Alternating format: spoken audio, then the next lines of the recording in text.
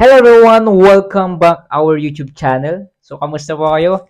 At ngayon ulit tayo nakapag-vlog. Okay? So, we will try, okay, na makapag-advise about Bible as a Christian. Okay? So, paano tayo mag-grow spiritually at paano natin ma-maintain yung ating uh, spirituality sa Panginoon. Okay? Yung ating pananampalataya. And now, tayo ay magkwentuhan ngayon. Okay? So now kasi ay tayo po ay merong inaasikaso, okay? At habang inaasikaso natin 'yon, hindi tayo nakapag-church. So I have 4 tips, okay?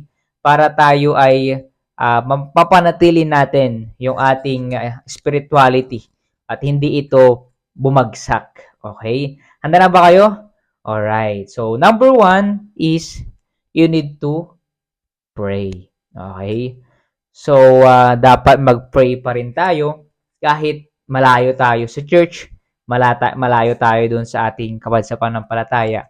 Kasi ako po ay may inaasikaso, okay? At wala akong malayo ako sa church namin, hindi ako nakapag-church na.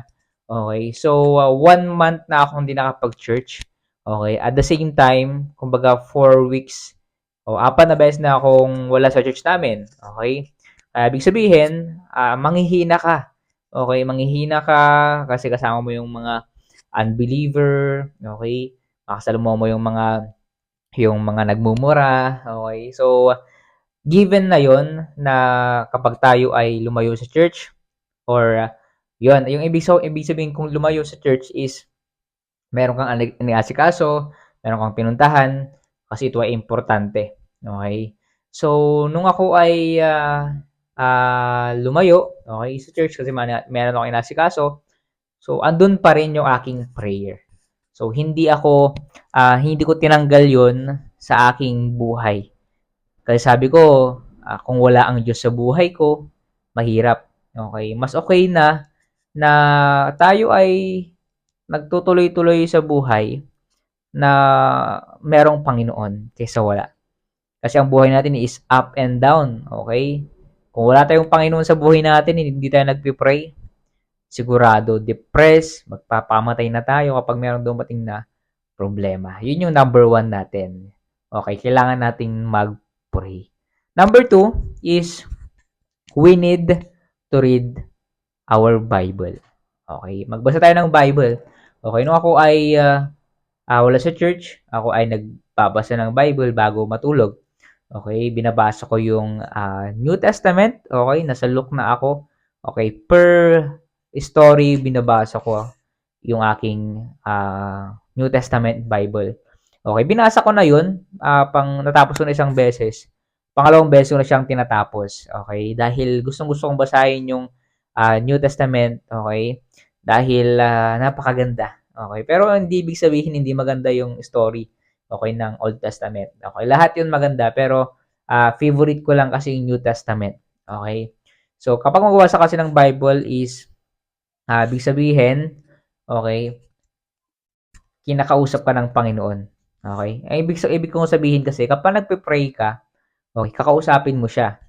Ngayon naman, kapag nagbasa ng Bible, ang Diyos yung kumakausap sa iyo. Kumbaga, pag nagpe-pray ka, papunta, okay, pag yung Bible naman yung binabasa natin, okay, kinakausap tayo ng Panginoon. Okay? So, habang nagbabasa tayo ng Bible, ang daming mga realization. Okay? At andun yung Holy Spirit, syempre. So, siyempre, bago tayo magbasa ng Bible, we need to pray. Okay? And then, hingi tayo ng tawad sa Panginoon. At the same time, okay, mangusip yung Holy Spirit. And number 3 is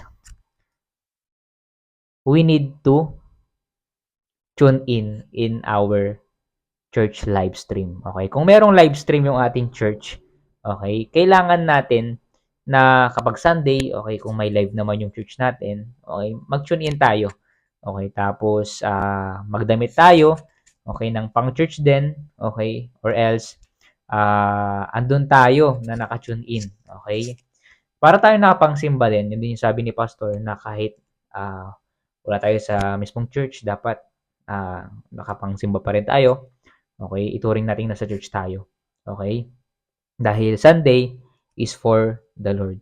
Okay, sa pamamagitan kasi ng ating pag-tune in sa ating live stream or Sunday, okay, morning, Sunday afternoon, or Wednesday prayer meeting, okay, natututo pa rin tayo. Okay, kahit malayo tayo sa church. Ang ginagawa ko ay talagang focus ako. Okay, meron akong iPad, doon ako nanonood ng aming live stream. Okay, at may mga natutunan pa rin talaga ako. Okay, dahil may naasikaso, so kahit walang malapit na church, so at least meron tayong online live stream ng ating church na pwede tayong mag-tune in. Kuya, paano kapag wala pong tayong live stream or wala kaming live stream sa church? Anong gagawin ko?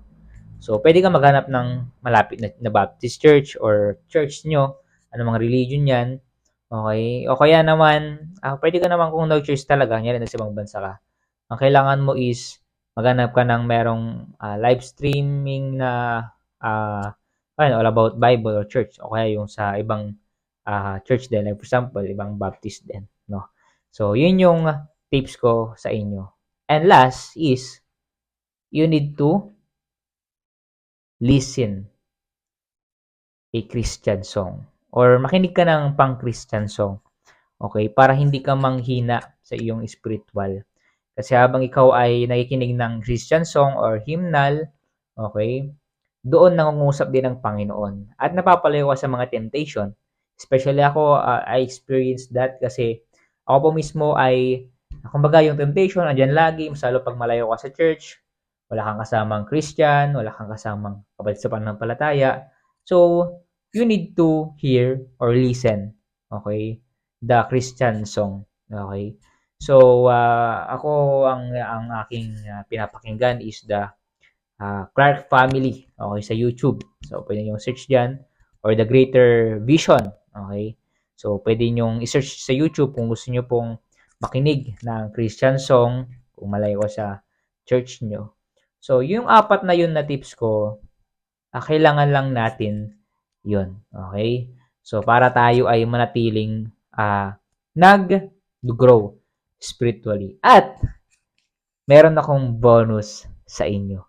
Okay, meron akong bonus sa inyo dahil hanggang dulo, kayo po ay nanood sa aking video. Okay, ito po ay pinaka-importante as a Christian. Ito yung ating work as a Christian. Okay, ano yun kuya? Yung aking bonus na aking sabihin ay soul winning. You need to witness. Mag-witness ka. Okay, sabihin mo yung kaligtasan or gospel. Okay? Kung hindi mo kaya mag-soul winning, mag-share ng gospel, okay? Kung meron kayong tracts, okay, na binibigay sa inyong church, okay, magbigay kayo. Okay, nung ako po ay nasa train, okay, ako po kasi ay, kumbaga, yun din yung goal ko, huwag akong manghina sa pananampalataya. So, ang ginawa ko guys is nagbigay ako ng tracts. Ito siya. Yan, si kuya, nasa train kami. Okay, ito yung tracts na binibigay namin. Ito po, ang laman po nito ay gospel or kaligtasan. Okay? So, ikaw, kapatid, alam mo na ba kung saan ka pumunta pag namatay ka? Kung hindi mo pa alam, okay, search mo yung aking YouTube channel. Okay, at makikita mo doon yung aking tutorial na saan ka mapupunta pag namatay or paano ka maliligtas sa impyerno. Okay, so nung ako po ay nasa train, ako ay nagbibigay kahit nasa bus na ako. Okay, nagbibigay ako ng tracts. Okay, kapag mayroong opportunity na pwede akong mag-share ng word of God, ang ginagawa ko po ay tinatanong ko sa kanila. Okay, after ko magbigay ng aking tracts, ang yung tracts na binibigay namin, tinatanong ko siya. Sabi ko, pwede ko bang yang i-explain? Kahit saglit lang, 5 minutes. Sabi ko, sige. O yung iba, sinisharan ko at praise the Lord dahil nag-profess sila. Okay? Tinanggap nila ang Diyos sa kanilang buhay and praying na sana totoo. Okay? Yun yung aking tips para tayo ay huwag manghina spiritual. Kung ito kasi tatanggalin natin yung ating prayer, reading Bible, pag-tune in sa live stream, pakikinig ng preaching, okay, at the same time, hindi ka nakikinig ng Christian song, at yung bonus ko is mag-soul win, talagang manghihina ka spiritual at magiging malapit ka sa mundo. Nawa ay naging blessing sa inyo aking konting tips, okay? Dahil, ako na-experience ko talaga, 1 month akong hindi nag-church, okay?